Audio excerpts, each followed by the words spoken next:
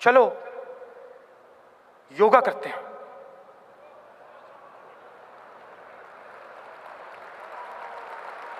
रोजगार नहीं है, किसान मर रहे हैं, चलो इंडिया गेट के सामने योगा करते हैं। When it's important for the PM to speak, he goes silent. And then he stops us, the rest of the country, from speaking. But we do not work for the rich and powerful.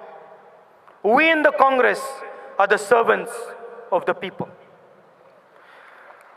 No one, no matter how powerful, can silence us, can silence the Congress party from seeking justice for the people of India.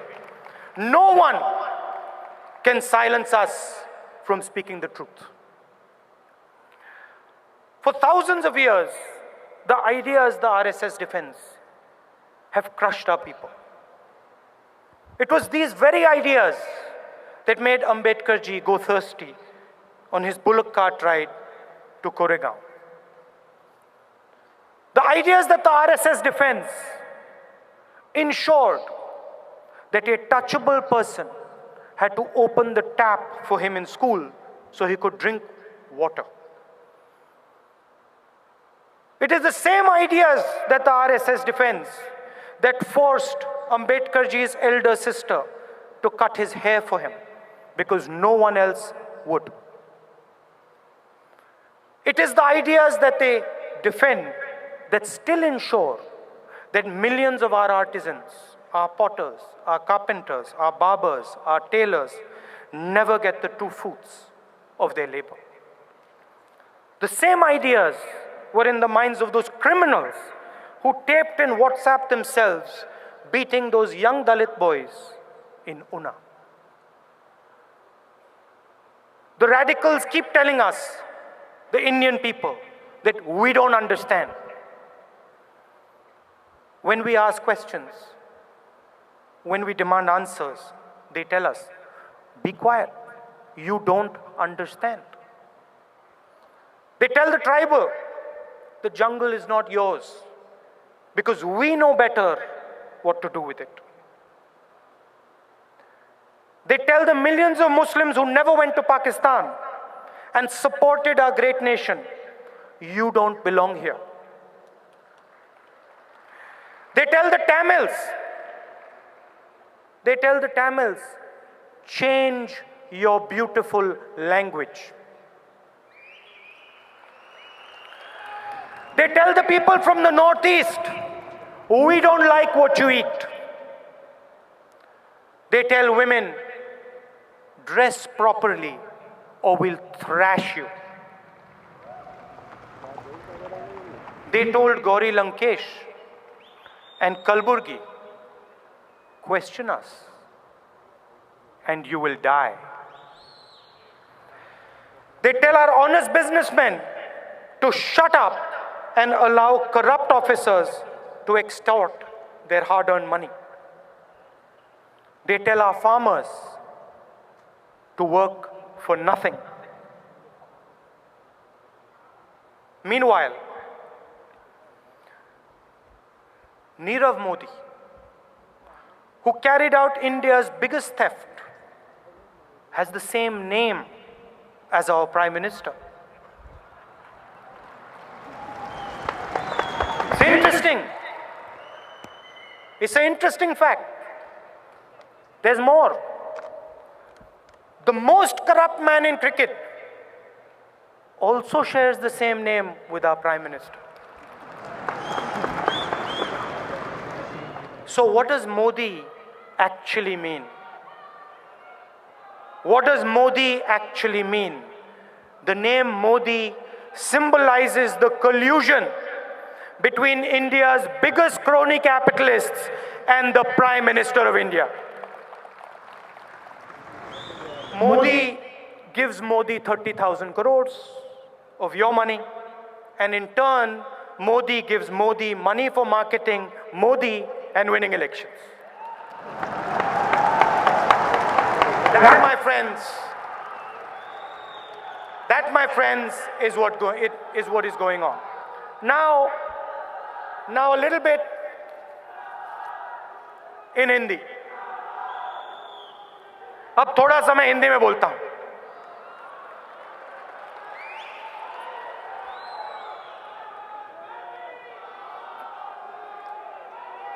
Gujarat का चुनाव हुआ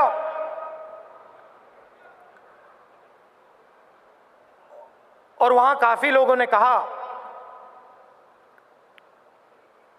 कि मैं मंदिर में जाता हूं. अजीब सी बात है, क्योंकि मैं सालों से गुजरात के चुनाव से बहुत पहले से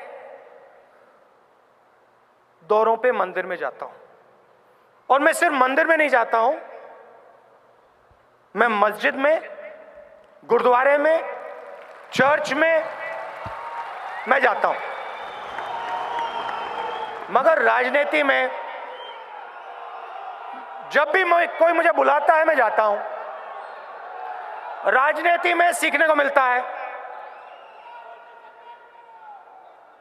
10 साल पहले, 15 साल पहले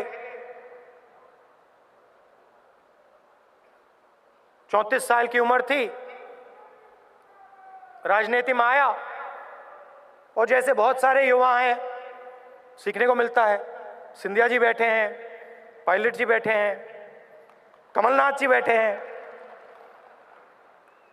जो यूथ कांग्रेस में बहुत एक्सपीरियंस्ड हैं. सीखने को मिलता है.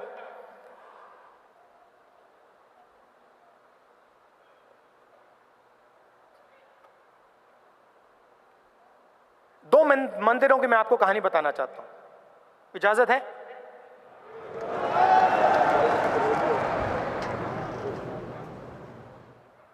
टूअर्स पे एक कांग्रेस का पुजारी, दूसरा बीजेपी का पुजारी. मतलब फर्क क्या होता है मैं सीखा इससे, तो मैं आपको भी बताना चाहता हूं.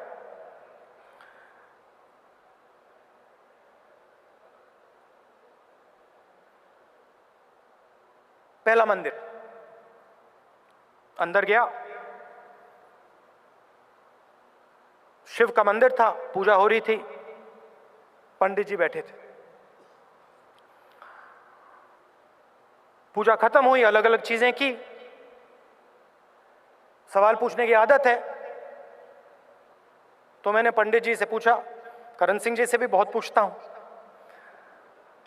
पंडित जी से मैंने पूछा, गुरुजी ये आप बताइए आपने किया क्या? आपने दूध डाला, पानी डाला, मंत्र पढ़े, आपने किया क्या?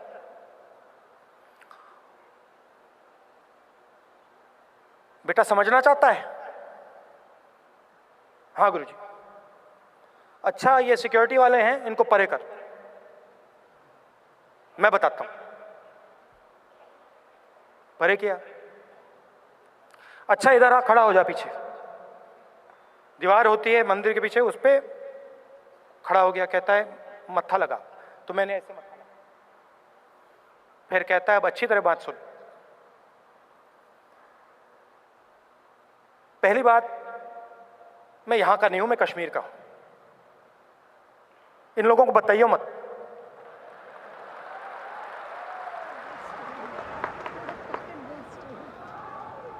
अब सुन, तू भगवान ढूंढ रहा है ना,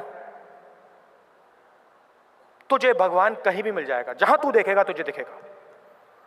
मंदिर में ढूंढना है, मंदिर में मिलेगा, चर्च में मिलेगा, मस्जिद में मिलेगा, गुरुद्वारे में मिलेगा, पेड़ों में मिलेगा, आसमान में मिलेगा. जहां तू देखेगा तुझे भगवान दिखेगा. ये जो हमने किया, ये हम करते हैं, ये हमें करने दे. मगर तू अगर भगवान ढूंढ रहा है, जहां भी तू देखेगा तुझे दिखेगा.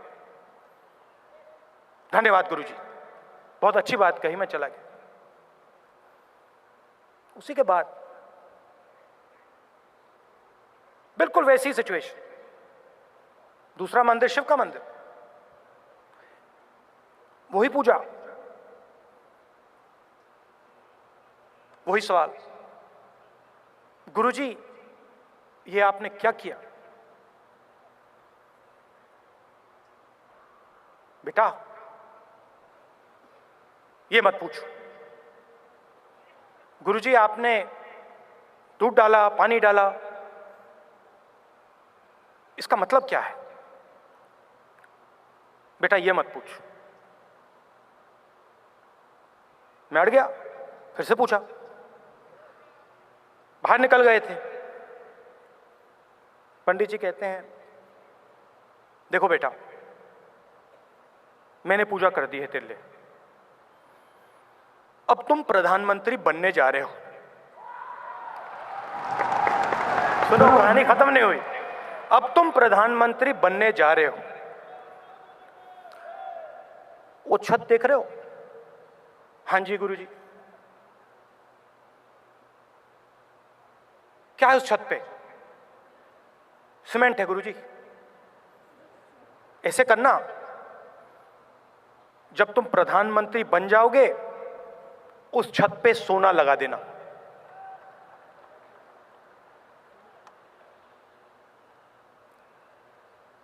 मतलब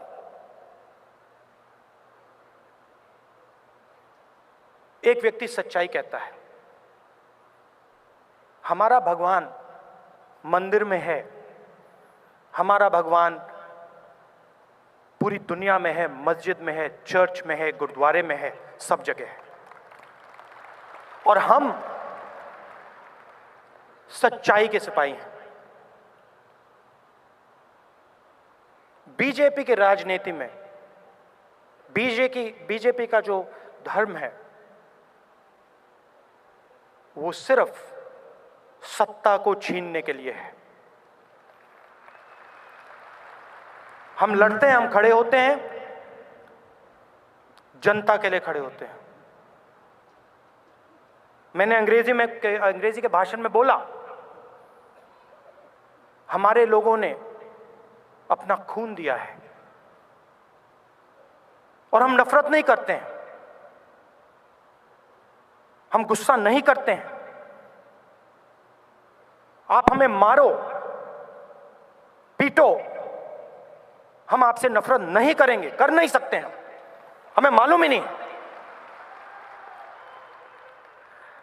मगर इस भाषण में आपको और देश को एक बात बताना चाहता हूं। बड़ी बड़ी बातें होती हैं मगर देश कठिनाई में है। मैं हर प्रदेश में जाता हूं, किसान कहते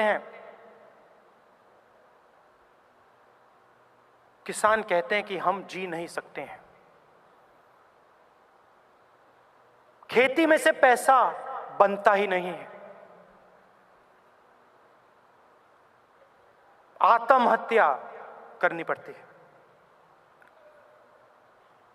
दूसरी तरफ करोड़ों युवा बेरोजगार, रास्ता नहीं दिख रहा है, समझ नहीं आ रही है क्या करना है। 4 साल पहले नरेंद्र मोदी जी पे इन लोगों ने भरोसा किया था। मैंने योगा का मजाक उड़ाया मगर वो सच्चाई है। जो भरोसा उन्होंने मोदी जी पे किया वो टूट गया है, पूरी तरह टूट गया, खत्म हो गया है। और देश का युवा सवाल पूछ रहा है कि रोजगार की जो समस्या है, और ये सबसे बड़ी समस्या है, पहले नंबर पे रोजगार, दूसरे नंबर पे किसान। देश का युवा पूछ रहा है कि रोजगार की समस्या को कैसे हल किया जाएगा। और एक ही संगठन है, इस पूरे देश में एक ही संगठन है, मैं बता रहा हूं आपको, ये हाथ वाला संगठन। ये हिंदुस्तान की शक्ति का संगठन जो युवाओं को इस देश में रोजगार दे सकता है, और कोई संगठन है ही नहीं। मगर उस काम को पूरा करने के लिए इस संगठन को बदलना पड़ेगा। और शायद आप में से कुछ लोगों को यह बात अच्छी ना लगे, मगर मुझे ये कहनी पड़ेगी, इस संगठन को बदलना पड़ेगा। कैसे बदलना पड़ेगा मैं बताता हूं। वो जो पीछे हमारे कार्यकर्ता बैठे हैं, उनमें ऊर्जा है, शक्ति है, देश को बदलने की शक्ति है, मगर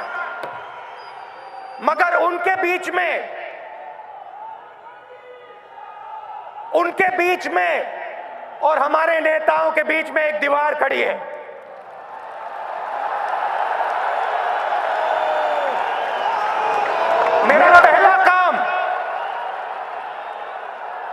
मेरा पहला काम उस दीवार को तोड़ने का होगा।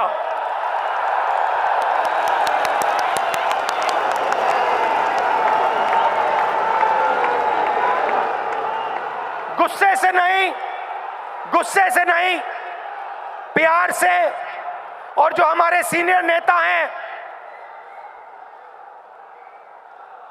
उनकी इज्जत रखकर, उनसे प्यार कर हम ये दीवार तोड़ेंगे।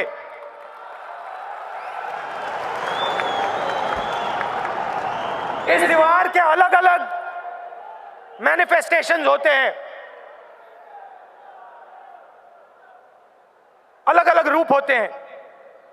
एक रूप होता है पैराशूट से ऊपर से टिकट लेकर कोई व्यक्ति गिरता है।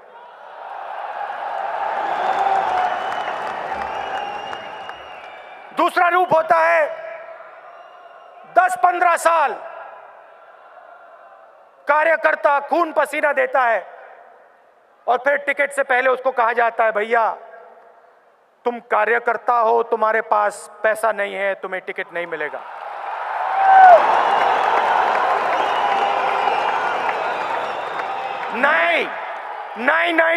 नहीं, तुम कार्यकर्ता हो, तुम्हारे दिल में कांग्रेस पार्टी की विचारधारा है, तुम्हें टिकट मिलेगा।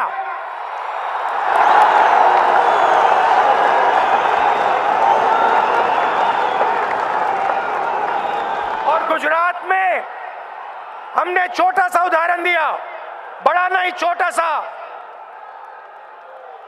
कांग्रेस पार्टी के कार्यकर्ताओं को टिकट दिया और देखा आपने, नतीजा देखा। मोदी जी सी प्लेन में उड़ते हुए दिखाई दिए थे। जिस दिन कांग्रेस पार्टी के कार्यकर्ता को हमने सचमुच में शक्ति दे दी, सी प्लेन छोड़ो, सबमरीन में दिखाई देंगे।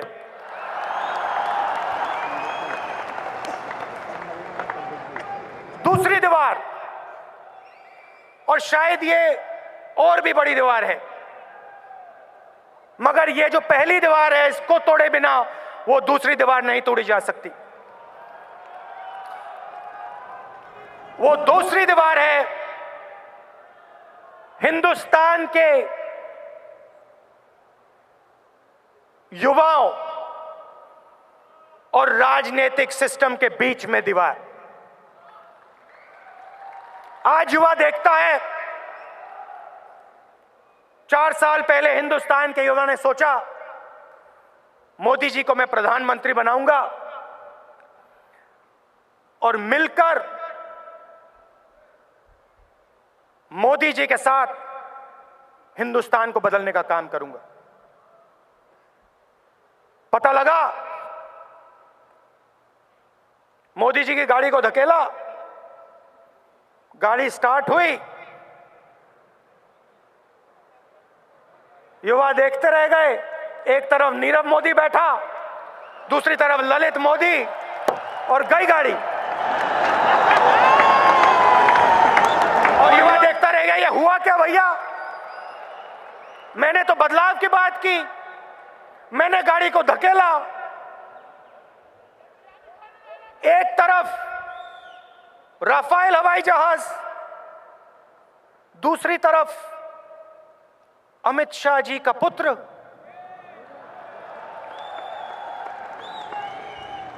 और मोदी जी हाई स्पीड गाड़ी में फटाक से गए अमेरिका। तो वो दीवार तोड़नी है। और मैं हिंदुस्तान के युवाओं से कहना चाहता हूं, आप ये स्टेज देखो, बाकी सब राजनीतिक संगठनों की ऐसी मीटिंग आप देख लो, आपको किसी भी मीटिंग में ऐसा खाली स्टेज नहीं दिखाई देगा। हिंदुस्तान के युवाओं जो कांग्रेस पार्टी में हैं और बाहर हैं, यह स्टेज आपके लिए मैंने खाली किया है।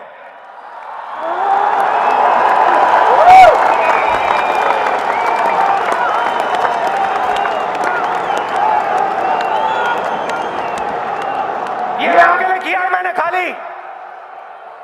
और बात समझ लो, बात समझ लो, अगर हिंदुस्तान को बदलना है तो हर जात के, हर धर्म के लड़कों को, लड़कियों को समझना पड़ेगा। आप ही बदल सकते हो और कोई नहीं बदल सकता है। ना नरेंद्र मोदी बदल सकता है,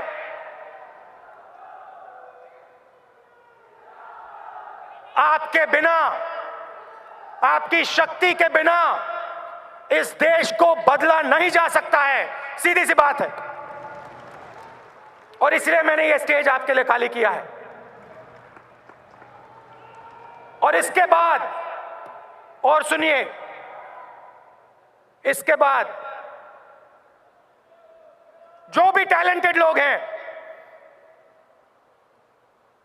जो हिंदुस्तान के विजन को मानते हैं, समझते हैं, जिनके दिल के अंदर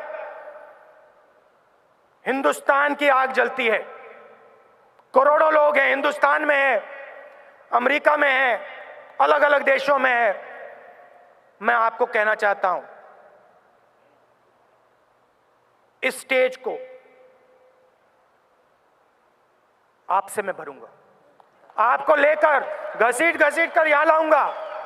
जो टैलेंटेड लड़के हैं, लड़कियां हैं इस देश में, जैसे 70-80 साल पहले आप कांग्रेस पार्टी को देखते, महात्मा गांधी, जवाहरलाल नेहरू, सरदार पटेल, आजाद, जगजीवन राम, लिस्ट थी। और इनमें से कोई भी व्यक्ति इस देश को चला सकता था। वही मेरा सपना है। जैसे उन दिनों कांग्रेस पार्टी हुआ करती थी, वैसी कांग्रेस पार्टी मैं देखना चाहता हूं।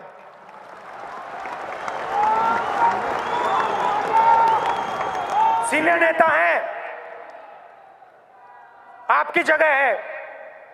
कांग्रेस पार्टी में युवा हैं, आपकी जगह है। और कांग्रेस पार्टी के बाहर करोड़ों युवा हैं, आपकी भी जगह है। मिलकर क्या करना है मैं आपको बता देता हूं, और कैसे करेंगे। 2-3 चीजें हैं। दुनिया में आज 2 विजन दिखाई दे रहे हैं। एक अमेरिका का विजन, एक चाइना का विजन। मैं चाहता हूं 10 साल के अंदर बीच में एक इंडिया का विजन भी दिखाई दे जाए,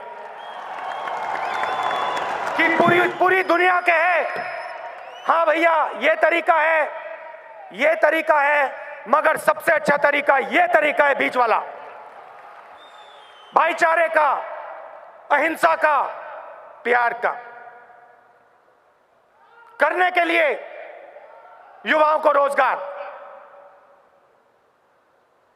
सीधी सी बात है, चाइना के साथ कंपटीशन है। 30,000 24 घंटे में रोजगार देते हैं। प्यार से मुकाबला करना है, दुश्मनी से नहीं, नफरत से नहीं, मगर प्यार से। रोजगार कैसे आएगा? हर डिस्ट्रिक्ट में कोई ना कोई चीज बनती है। यूपी को देख लीजिए, कानपुर, मिर्जापुर, मुरादाबाद, लखनऊ, कोई भी डिस्ट्रिक्ट देख लीजिए, शिवकाशी,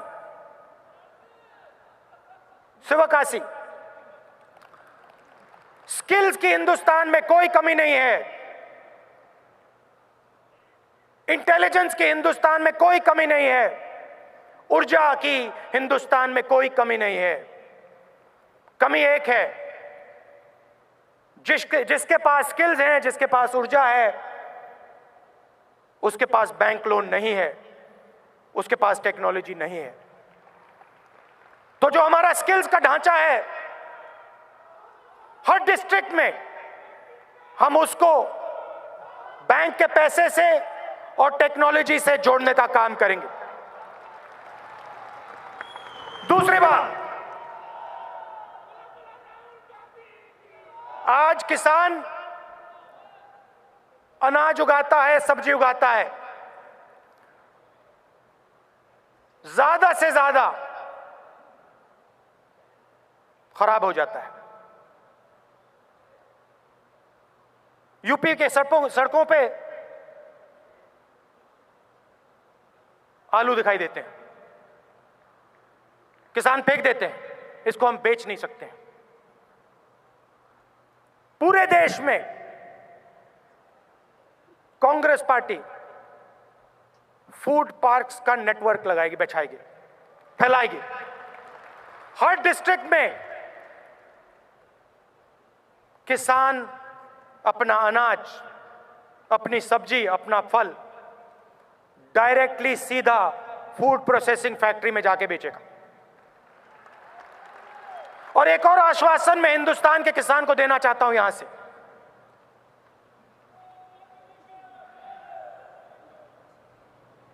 आपने इस देश को बनाया है,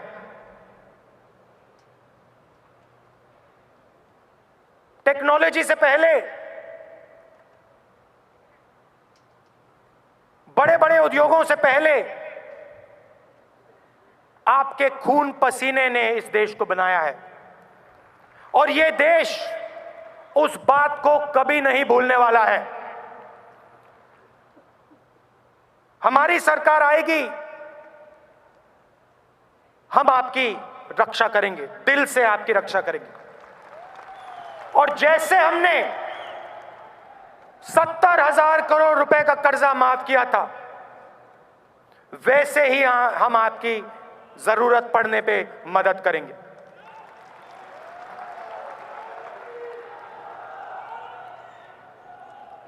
कांग्रेस पार्टी सबकी पार्टी है,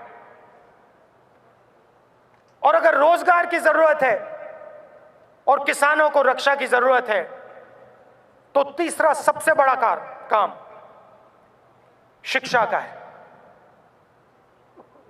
आज व्यापम स्कैम को पूरे हिंदुस्तान में फैलाया जा रहा है। दिल्ली में युवा धरना दे रहे हैं, क्वेश्चन पेपर बिकता है और एक नई जात बन रही है। वे लोग जो क्वेश्चन पेपर को खरीदकर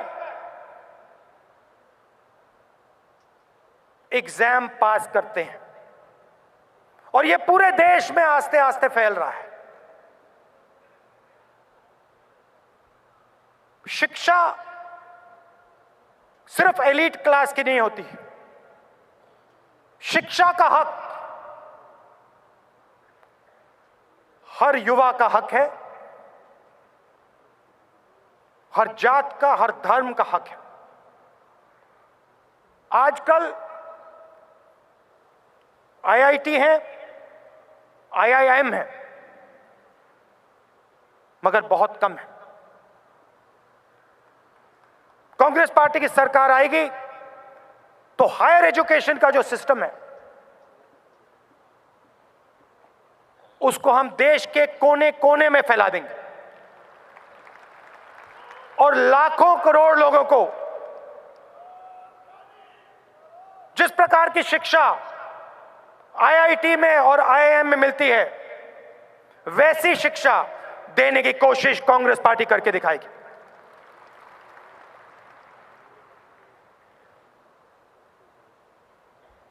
पूरे देश में बीजेपी ने डर फैला रखा है। प्रेस के लोग डरते हैं और पहली बार हमने देखा 70 साल में यह कभी पहले देखने को नहीं मिला। हिंदुस्तान की जनता न्याय लेने कोर्ट में जाती है। पहली बार हमने देखा सुप्रीम कोर्ट के 4 जज न्याय लेने जनता की ओर दौड़ रहे हैं। ये आरएसएस के संगठन का काम है। कांग्रेस पार्टी और आरएसएस में एक बहुत बड़ा फर्क है। हम हिंदुस्तान के इंस्टीट्यूशंस की इज्जत करते हैं, वो हिंदुस्तान के इंस्टीट्यूशंस को खत्म करना चाहते हैं। वो सिर्फ एक इंस्टीट्यूशन चाहते हैं, आरएसएस, और वो चाहते हैं कि हिंदुस्तान के सब इंस्टीट्यूशन आरएसएस के नीचे काम करें, चाहे वो जुडिशरी हो, चाहे वो पार्लियामेंट हो, पुलिस हो, कोई भी इंस्टीट्यूशन हो। और सच्ची लड़ाई ये लड़ाई है। हम हमारे इंस्टीट्यूशंस की रक्षा करेंगे। हम पीछे नहीं हटेंगे। प्रेस वाले हमारे बारे में भी, कांग्रेस पार्टी के बारे में भी खराब लिखते हैं, कभी कभी गलत भी लिखते हैं, मगर मैं स्टेज से आपको आश्वासन देना चाहता हूं, हम आपकी रक्षा करेंगे। आप जितना भी खराब लिखना चाहते हो हमारे बारे में लिखो, मगर कांग्रेस पार्टी का ये जो हाथ है ये आपकी रक्षा करेगा। जब आरएसएस आपको मारेगी, दबाएगी, काटेगी, ये हाथ आपकी रक्षा करेगा, ये लोग आपकी रक्षा करेंगे।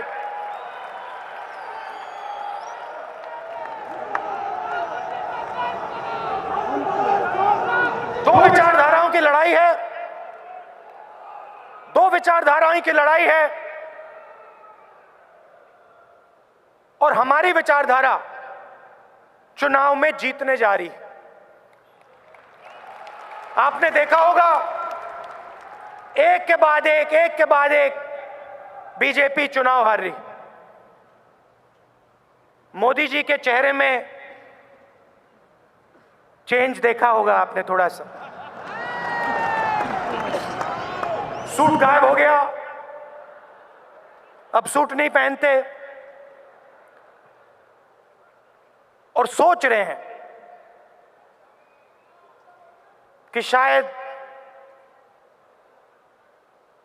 गुजरात में निकल गए, शायद 2019 में नहीं निकल पाएंगे, फंस जाएंगे। तो कांग्रेस पार्टी को लड़ना है बिना डरे, किसी से नहीं डरना आपको। गांधी जी का संगठन है, शेरों का संगठन है ये।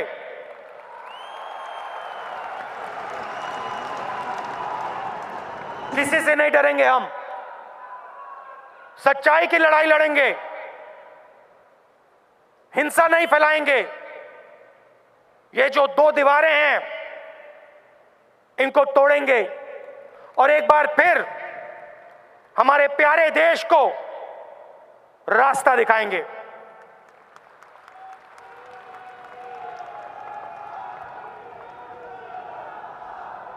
आपने, जैसे मैंने कहा, 15 साल से मैं राजनीति में हूं। आसान नहीं है।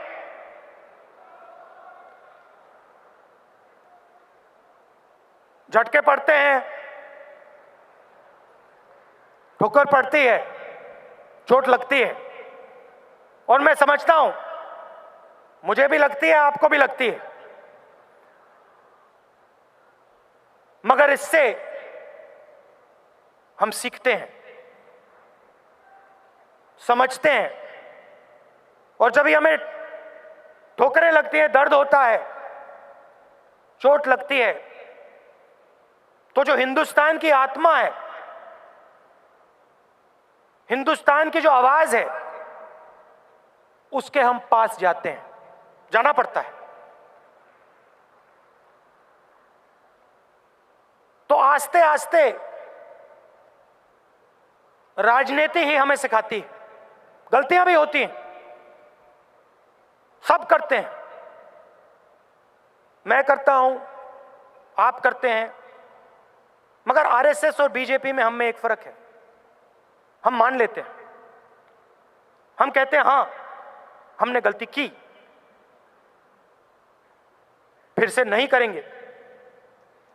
वो मानते नहीं हैं, वो सुनते नहीं। डिमोनेटाइजेशन करेंगे, पूरी दुनिया कह दे गलती की, मोदी जी आंसू बह देंगे, मगर ये नहीं मानेंगे कि गलती की। मैं आपको बताता हूं, मनमोहन सिंह जी बैठे हैं, हमारे सीनियर नेता बैठे हैं, एंटनी जी बैठे हैं। अगर ऐसी गलती, कांग्रेस पार्टी ऐसी गलती कभी नहीं करेगी, मगर गलती ऐसी की होती तो 1 मिनट में हमारे सब नेता कहते हैं हां हमने गलती की, अब इसको ठीक करते हैं। 1 मिनट में करोड़ों लोगों को चोट मारी, मगर यह नहीं कह सकते कि भैया हमने गलती की। गब्बर सिंह टैक्स लागू कर दिया, लाखों लोग बेरोजगार हो गए। कुछ ही दिन पहले प्रेस में आया कि हिंदुस्तान का जीएसटी सबसे ऊंचा है दुनिया में। सिर्फ 3 देश हैं, पाकिस्तान, सूडान और हिंदुस्तान। इंप्लीमेंटेशन बर्बाद कर दिया। मगर मोदी जी एक बार भी ये नहीं कह सकते हैं कि हां छोटी सी गलती हो गई। आगे भी कांग्रेस पार्टी बहुत बड़े काम करेगी, अच्छे काम करेगी, देश को आगे ले जाएगी। मगर हम इंसान हैं, हमसे गलती होती है।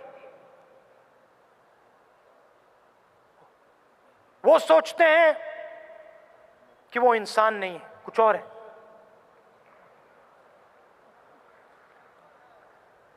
शायद मोदी जी सोचते हैं कि वो भगवान के अवतार हैं।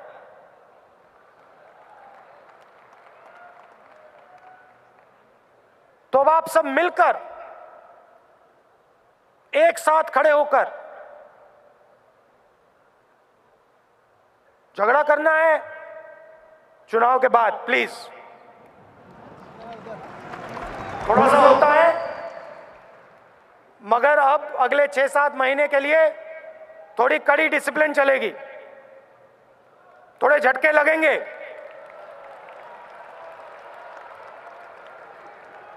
तो थोड़ा प्यार से मिलकर एक साथ लड़ेंगे और कांग्रेस पार्टी का वर्कर 2019 में हिंदुस्तान को दिखाएगा कांग्रेस पार्टी चुनाव कैसे लड़ती है और कैसे चुनाव जीतती है।